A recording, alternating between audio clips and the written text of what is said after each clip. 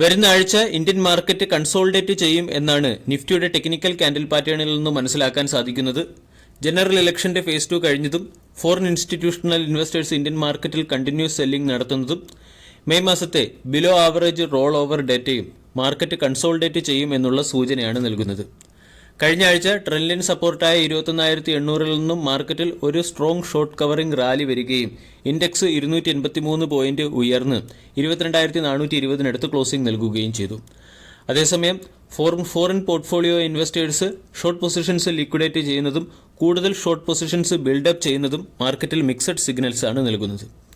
അതുപോലെ തന്നെ India Vicks April മാസത്തിൽ അല്ലെങ്കിൽ കഴിഞ്ഞ ആഴ്ച 5 മാസത്തെ ഏറ്റവും താഴ്ന്ന ലെവലായ 10.92 എന്ന ലെവലിലേക്ക് എത്തിയിരുന്നു. ഇന്ത്യ വിക്സ് ഏറ്റവും താഴ്ന്ന ലെവലിൽ നിലനിൽക്കുന്നതുകൊണ്ട് ഇന്ത്യ വിക്സിൽ ഉണ്ടാകുന്ന ഓരോ ചെറിയ സർജും മാർക്കറ്റിനെ അല്ലെങ്കിൽ മാർക്കറ്റിലെ ബൈയിങ്ങിനെ ഡിസ്കംഫർട്ട് ആക്കാനുള്ള സാധ്യതയുണ്ട്. വരുന്ന ആഴ്ചയും മാർക്കറ്റിൽ ഒരു റേഞ്ച് ബൗണ്ട് മൂവ്മെന്റ് തന്നെയാണ് പ്രതീക്ഷിക്കുന്നത്. ഡെയിലി കാൻഡിൽ പാറ്റേണിന്റെ ട്രെൻഡ് ലൈൻ സപ്പോർട്ട് നോക്കുകയാണെങ്കിൽ 21,800 ട്രെൻഡ് ലൈൻ സപ്പോർട്ടും 22,800 ട്രെൻഡ് ലൈൻ റെസിസ്റ്റൻസുമാണ്. ഇതിനിടയിലുള്ള ഒരു പാരലൽ ചാനലിലെ മൂവ്മെന്റ് വേണം വരുന്ന ആഴ്ച മാർക്കറ്റിൽ പ്രതീക്ഷിക്കാൻ. 22,500 ഇമ്മീഡിയറ്റ് റെസിസ്റ്റൻസ് ആയി പ്രവർത്തിക്കും. 22,500 മുകളിലുള്ള ഡിസിസീവ് ബ്രേക്ക്ഔട്ട് ആയിരിക്കും മാർക്കറ്റിനെ 22,800 എന്ന ലെവലിലേക്ക് നയിക്കുക. ഇനി നാളത്തെ ട്രേഡിംഗ് സെഷനിൽ സ്റ്റോക്ക് സ്പെസിഫിക് ആക്ഷൻ പ്രതീക്ഷിക്കാവുന്ന ചില പ്രധാനപ്പെട്ട സ്റ്റോക്കുകളിലേക്ക് കടക്കാം. ഒന്നാമത്തേത് ഇർകോൺ ഇന്റർനാഷണൽ ലിമിറ്റഡ്. കഴിഞ്ഞ ദിവസം ഇർകോൺ 2.6% ഉയർന്ന് 280 രൂപയ്ക്കടുത്ത് ക്ലോസിംഗ് നൽകി. 23,000 കോടി രൂപയുടെ മാർക്കറ്റ് ക്യാപ്പുള്ള കമ്പനിയുടെ വാല്യൂഷൻ 25, ഡിവിഡൻഡ് ഈൽഡ് 1.20%. ഇർകോൺ ഇന്റർനാഷണലിന് ഇന്ത്യൻ റെയിൽവേയുടെ സൈഡിൽ നിന്നും 1,200 കോടി രൂപയുടെ ഒരു പ്രോജക്റ്റ് ലഭിച്ചു എന്നുള്ളതാണ് സ്റ്റോക്കിനെ സംബന്ധിക്കുന്ന പ്രധാന അപ്ഡേറ്റ്. ഇർകോൺ ഇന്റർനാഷണലിന്റെ ജോയിന്റ് വെഞ്ചർ കമ്പനിക്കാണ് റെയിൽവേ ലൈൻ ഡബിളിംഗുമായി ബന്ധപ്പെട്ട് 1,198 കോടി രൂപയുടെ പ്രോജക്റ്റ് മിനിസ്ട്രി ഓഫ് റെയിൽവേയുടെ സൈഡിൽ നിന്നും ലഭിച്ചത്. ഈ ന്യൂസിന് മുകളിലുള്ള മാർക്കറ്റ് റിയാക്ഷൻ നാളത്തെ ട്രേഡിംഗ് സെഷനിൽ സ്റ്റോക്കിൽ പ്രതീക്ഷിക്കാം.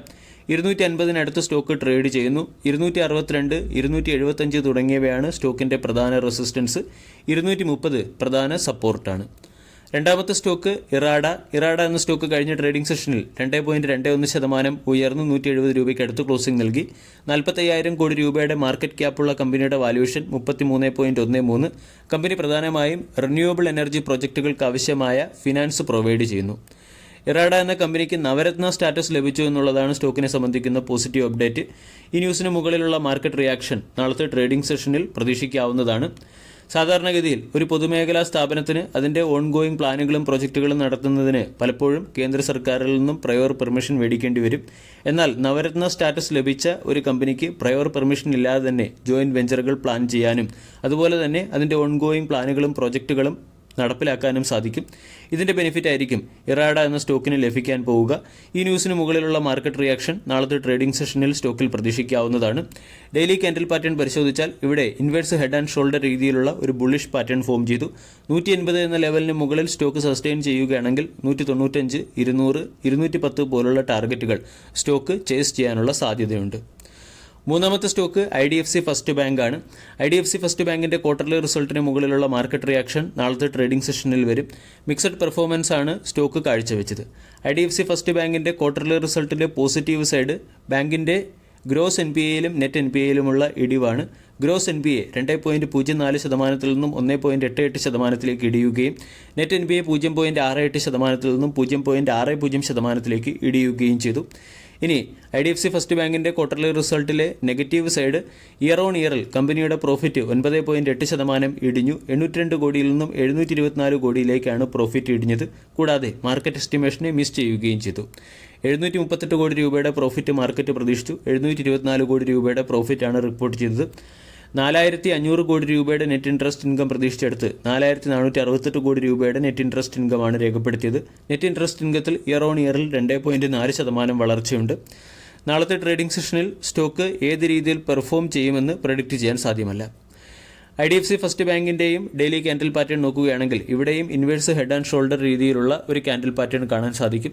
സ്റ്റോക്കിനെ സംബന്ധിച്ചിടത്തോളം 82 വളരെ പ്രധാനപ്പെട്ട സപ്പോർട്ടാണ്. 82 എന്ന ലെവലിനടുത്ത് സ്റ്റോക്കിന് കഴിഞ്ഞ 2 ആഴ്ചയായി സപ്പോർട്ട് ലഭിക്കുന്നു. അതേസമയം 86 സ്റ്റോക്കിന്റെ ഒരു പ്രധാന റെസിസ്റ്റൻസുമാണ്. 86 മുകളിൽ ബ്രേക്കൗട്ട് നൽകുകയാണെങ്കിൽ സ്റ്റോക്ക് 92 എന്ന ലെവൽ വരെ ടെസ്റ്റ് ചെയ്യാനുള്ള സാധ്യതയുണ്ട്. അടുത്ത സ്റ്റോക്ക് RBL ബാങ്കാണ്. RBL ബാങ്കിൻ്റെ ക്വാർട്ടർലി റിസൾട്ടിൽ ബാങ്കിൻ്റെ പ്രോഫിറ്റ് 30.1% വർദ്ധിച്ച് 271 കോടിയായി മാറി. Net interest ഇൻകത്തിൽ 17.9% വളർച്ചയുണ്ടായി. 1604 കോടിയുടെ നെറ്റ് ഇൻട്രസ്റ്റ് ഇൻകം പ്രതീക്ഷിച്ചെടുത്ത് 1599 കോടി രൂപയുടെ നെറ്റ് ഇൻട്രസ്റ്റ് ഇൻകമാണ് റിപ്പോർട്ട് ചെയ്തത്. ഏകദേശം ഇൻലൈനായ നെറ്റ് ഇൻട്രസ്റ്റ് ഇൻകം കാണാൻ സാധിക്കുന്നു. അതേസമയം കഴിഞ്ഞ വർഷത്തെ മാർച്ച് ക്വാർട്ടറുമായി താരതമ്യപ്പെടുത്തുമ്പോൾ 1387 നിന്നും നെറ്റ് ഇൻട്രസ്റ്റ് ഇൻകം 1600 കോടിയിലേക്ക് ഉയർന്നിട്ടുണ്ട്. കൂടാതെ ബാങ്കിൻ്റെ ഗ്രോസ് NPAയും നെറ്റ് NPAയും ഇംപ്രൂവ് ആയിട്ടുണ്ട്. 3.12% നിന്നും 2.65%ലേക്ക് ഗ്രോസ് NPA ഇടിഞ്ഞിട്ടുണ്ട്.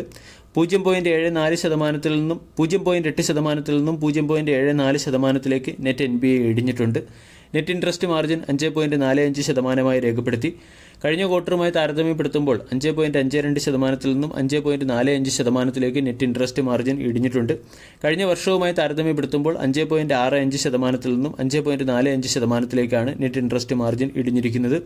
ബാങ്കിൻ്റെ ടോട്ടൽ അഡ്വാൻസിൽ 20%-ഓളം വളർച്ച ബാങ്ക് കൈവരിക്കുകയും കളക്ഷൻ എഫിഷ്യൻസി 99% രേഖപ്പെടുത്തുകയും ചെയ്തു. RBL ബാങ്കിൻ്റെ ക്വാർട്ടർലി റിസൾട്ടിന് മുകളിലുള്ള മാർക്കറ്റ് റിയാക്ഷൻ നാളത്തെ ട്രേഡിംഗ് സെഷനിൽ പ്രതീക്ഷിക്കാം. സ്റ്റോക്ക് ദീർഘകാലമായി ഒരു പ്രത്യേക റേഞ്ചിനുള്ളിൽ കൺസോൾഡേറ്റ് ചെയ്യുകയാണ്. 700-ന്റെ സപ്പോർട്ടും 950-ന്റെ റെസിസ്റ്റൻസുമാണ് സ്റ്റോക്കിനുള്ളത്. 833-നടുത്ത് സ്റ്റോക്ക് ട്രേഡ് ചെയ്യുന്നു.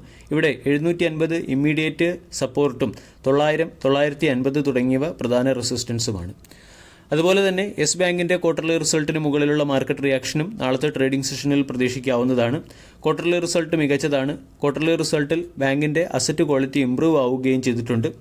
യെസ് ബാങ്ക് എന്ന സ്റ്റോക്കിന് 23 എന്ന റേഞ്ചിനടുത്ത് സ്ട്രോങ് സപ്പോർട്ട് ലഭിച്ചു. അവിടെ നിന്നും 26 എന്ന ലെവലിൽ സ്റ്റോക്കിലൊരു ബ്രേക്കൗട്ട് വന്നു. ഇവിടെ 26-ന് മുകളിൽ വരും ദിവസങ്ങളിൽ സസ്റ്റെയിൻ ചെയ്യുകയാണെങ്കിൽ ചിലപ്പോൾ 28, 30 തുടങ്ങിയ ലെവലുകൾ സ്റ്റോക്ക് ടെസ്റ്റ് ചെയ്യാനുള്ള സാധ്യതയുണ്ട്. 23 സ്റ്റോക്കിൻ്റെ സ്ട്രോങ് സപ്പോർട്ട് റീജിയനാണ്. വീഡിയോ എല്ലാവർക്കും ഇഷ്ടമായി എന്ന് വിശ്വസിക്കുന്നു. Thank you.